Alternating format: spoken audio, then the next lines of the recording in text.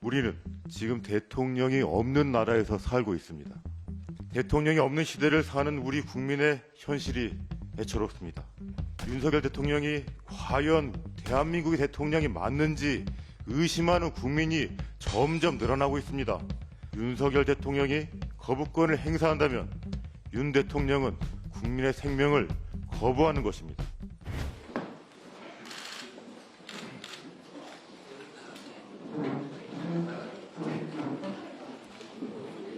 곽상원입니다. 발언하겠습니다. 회사의 사장이 제자리에 있지 않고 사장의 기본적인 역할을 하지 못하면 그것은 사장이 없는 회사라고 합니다. 집안의 가장이 집을 비우고 가장의 기본적인 역할을 못하면 그것은 가장이 없는 집입니다. 국가도 마찬가지입니다. 그런 의미에서 우리는 지금 대통령이 없는 나라에서 살고 있습니다. 국민의 생명을 보호하는 것은 대통령의 기본적인 책무입니다. 국가의 명령을 수행하던 젊은 해병이 왜 억울한 죽음을 맞이해야 했는지, 사건을 은폐하기 위한 수사 외압이 있었는지 그 진실을 명백히 밝히는 일은 바로 대통령의 기본적인 책무입니다. 그러나 윤석열 정권은 핵심 피의자를 해외로 빼돌렸습니다. 주요 관련자들을 줄줄이 영전시키거나 총선에서 공천하기도 했습니다. 사건이 발생한 지 10개월이 되도록 제대로 된 수사도 이루어지지 않았습니다. 그래서 특검을 하자는 것이고 이는 국민의 요구입니다. 해병대원 특검법은 국민의힘이 주장하는 정치 공세가 아닙니다. 국민의 생명을 대하는 국가의 입장이 무엇인지 확실히 밝히는 것입니다.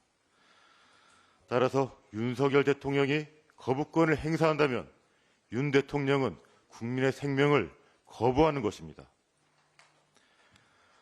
우리 대통령은 우리 국민의 이익을 우선해야 합니다. 너무도 당연한 대통령의 기본적인 책무입니다. 유능한 외교로 우리 기업을 지키는 일, 바로 그 대통령의 기본적인 책무입니다. 네이버 라인을 지금 일본에 빼앗길 상황인데 이런 상황에서 윤석열 정부가 일본이 아니라 자국의 야당의 목소리를 높여서는 안 되는 것입니다. 윤석열 대통령이 일본 국민의 이익을 더 우선하는 태도로 우리 국민의 분노를 유발한 것이 한두 번이 아닙니다. 후쿠시마 오염수 방류를 사실상 방조했습니다. 국방부, 외교부, 행안부는 독도를 오기하면서 지도에서 누락했고 강제동원 피해자 보상은 졸속으로 합의했습니다. 윤석열 대통령이 과연 대한민국의 대통령이 맞는지 의심하는 국민이 점점 늘어나고 있습니다. 국민의 이익을 외면하는 대통령, 대통령의 당연한 기본적 책무에 손 놓은 대통령, 우리 국민은 그런 대통령을 원하지 않습니다. 대통령이 없는 시대를 사는 우리 국민의 현실이 애처롭습니다. 우리 민주당은 국민을 보호하는 데 전념하겠습니다.